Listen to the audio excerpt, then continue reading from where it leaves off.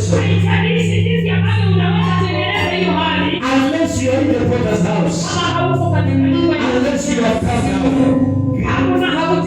Jeremiah says this. Yeremia anasema hivi. Now I went in the potter's house. Kwa hivyo nilienda. And I saw a potter.